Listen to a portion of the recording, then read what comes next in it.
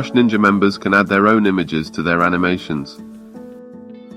In this video, I will show you how easy it is to do. First, I'm going to use the background tool to search for a nice image. This one is good, but a bit too bold, so I'm going to add a clouds overlay on top to ensure the bee and flower images stand out. To do this, I switch to the Images tool, then press the plus button to add a new image. At the Images window, we can drag our image onto the upload box. The uploader supports JPEG and PNG images. The PNG images support transparency, as we see here with the clouds. Once positioned, I can add the rest of the images. The image upload supports multiple images.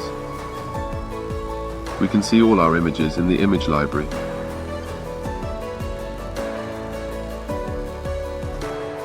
Next, I switch to the Select tool and move everything around to fit.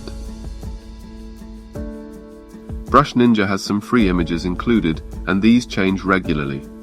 The archive of past free images can be downloaded by members.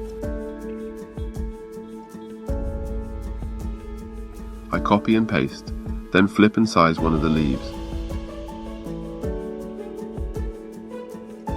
Finally, I use the pen tool to add a stem to the plant and a face for the bee.